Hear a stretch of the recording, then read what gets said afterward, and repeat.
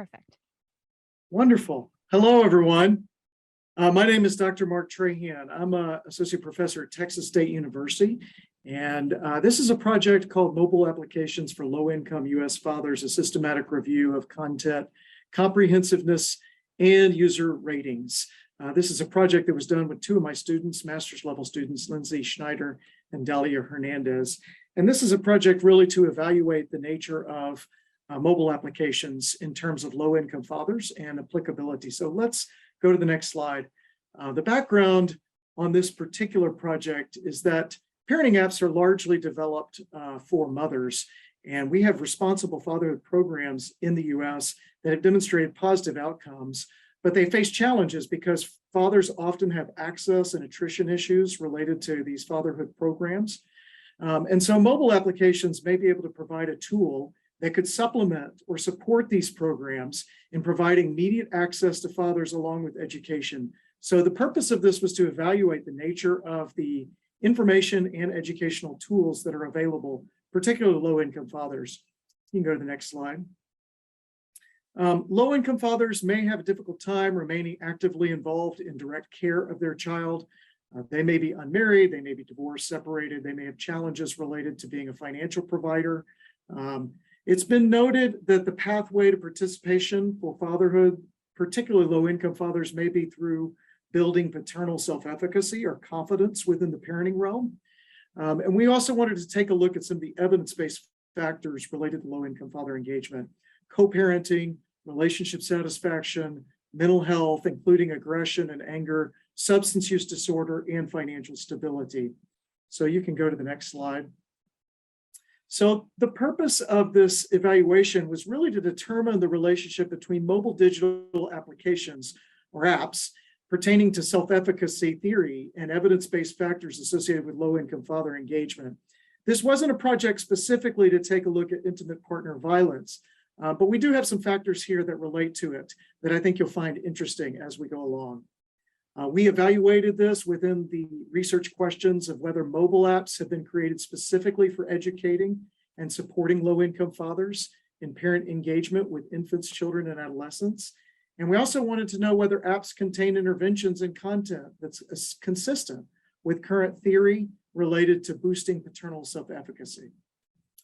And then we also wanted to know whether apps contain content related to evidence-based factors that could influence low-income paternal engagement. Oh, you're now, there it is. I wasn't sure if you had the presentation up. I'll give you a second to catch up with where I am. I'm on the 5th slide. Oh, there you go. So I basically derived a list of dimensions that relate to father engagement and factors that I know from the literature. And then I had a student that basically did a separate and independent literature search to determine whether there were other factors that we were missing. This was not a systematic review, but rather just more of a casual review related to terms such as father, fathering, parenting, father engagement, father involvement, father confidence. And so we did this review just to check to make sure that we weren't missing evidence-based factors. And in doing that review, we found that all of the factors that we had previously considered were represented with our initial literature search. We also took that list of factors and put it into a code book so that we could code apps based on the literature, based on these evidence-based factors. No new evidence-based factors were added. So when we took the code book and put the code book together to do this systematic review, then we went to the App Store and we had some inclusion-exclusion criteria for our apps.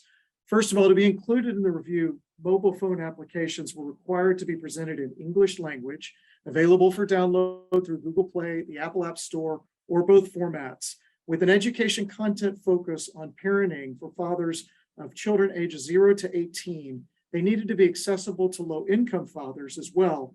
Thus, they either needed to be free or had a free introduction. So we were hesitant to utilize apps that might incur some sort of fee, a serial fee, some sort of fee that we felt like would deter fathers from actually utilizing the content. I'll talk about that more in a minute. And as father fatherhood can be culturally defined, we chose to only review apps that were developed in the United States to try to control for some of this cultural variability. Obviously, even in the United States, there's a lot of cultural variability when it comes to fatherhood. But we did that in an attempt to try to manage that. We also have exclusion criteria that included any mobile app that was utilized for parental monitoring. So these would be apps that were like specifically intended for mothers only, pregnancy development apps only focused on fetal development, or no content related to fathers. Maybe they only had games, or they had, maybe it was picture taking with digital picture frames, some sort of app that had a function but didn't have educational material attached to it as it relates to parenting. And we also went back and looked at the literature in terms of free applications and the tendency for people to use free applications, and found that people generally, when they find a free application, are more satisfied with the content, particularly if there's other applications that they're competing against in terms of use. And we also found that for low-income fathers, it was likely that they weren't going to purchase an app. So we determined that we would use both the free available apps as well as apps that gave some sort of introduction educational content before you purchased your subscription. We use multiple search terms in the two online stores, Google Play and Apple App Store, to obtain the data for the review. The search terms father, fathering, parenting, fatherhood were entered into Google Play. We also used fathers, fathering, parenting, fatherhood, dad, and parent. For a computer-based search in the Apple App Store, we used a mobile-based Apple App Store as well, using similar terms. And so the mobile applications that we pulled from this search were reviewed between January 1st, 2019 and January 16th, 2020. We had 4 independent coders with 2 or more individuals assessing each mobile app. We also re-reviewed the apps at the end of the coding period to make sure that we hadn't missed any apps. And 109 apps were excluded that didn't meet criteria. We ended having 65 apps that met criteria. And so the next part of my presentation will be on what we found with those results. If you can go ahead and move to the next slide. So apps were coded based on their intended audience, father, mother, both, child age, if there was a racial or ethnic focus in terms of the content, pictures, and video. All the content was labeled and identified. So even pictures and video were labeled. And what we found was that most of the applications were focused on both parents, 98.5%, with only one application that was pertaining solely to fathers. So very minimal presence of apps that are specifically focused on fatherhood. We found that the apps had a range of health, National Institute of Child Health and Development pediatric definitions of age. So we found 8 apps that applied to children. We found pregnancy apps, we found neonatal child apps, we found infant apps, toddler apps, early childhood apps, middle childhood, and early adolescence. We also found that in screening these apps that there were social and personal conditions that pertain to parenting in 18.5% of these apps that contained information pertaining to a child mental health or psychiatric disorder. 13.8% of the apps contained information pertaining to child anger or aggression, and 12.3% contained information pertaining to divorced or separated parenting, while one app contained information related to adverse childhood experiences. In these apps, most of them had to do with parenting strategies, as you see up on the slide presentation. 73.8% of them had some sort of content or education related to parenting. 50.8% had child development information, 29.2% had communication with a partner and or a child within their educational content, 13.8% had personal development for parents, 10.8% had special needs parenting, 26.2% of the apps had baby care information or a function associated with it, and then medical information was contained in 3.1%. You can move on to the next slide. There was also some functioning within these apps. Although we did not include apps that were only based on tool-based apps with communication functioning, we did notice that there were communication tools embedded within some of these educational apps. 15.4% of the apps had some sort of schedule tracking. 9.2% had communication tools. There were some where you could collect pictures of your children. There was also one that had some marketing of materials embedded in it. You can go on to the next one. Overall, we took a look at dimensions of paternal self-efficacy, and this is important because it relates to fathering confidence. We know fathering confidence relates to involvement, and so using Bandura's theory of self-efficacy, we broke it down into 4 areas: performance, accomplishment, vicarious experience, verbal persuasion, and physiological state. We found that most apps had 61.5% had some level of parenting goals or skills attached to the educational content. We found that 12.3% had some level of vicarious experience, which would be something like stories or educational material about parents who've been through that experience, modeling kind of educational content. We found that 12.3% had some support or encouragement or verbal persuasion for parents. And then emotions, 27.7% had some information or content related to the physiological state or emotions related to parenting. We also did a user rating review and basically did a regression analysis to see whether or not ratings correlated with these different areas of maternal self-efficacy.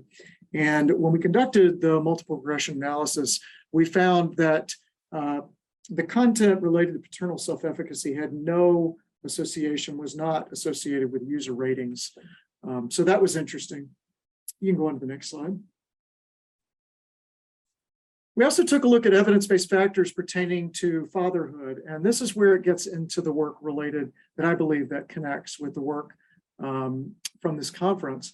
We took a look at some of these evidence-based factors that relate to low-income fatherhood, and as you can see here, probably the highest factor that related was parenting stress.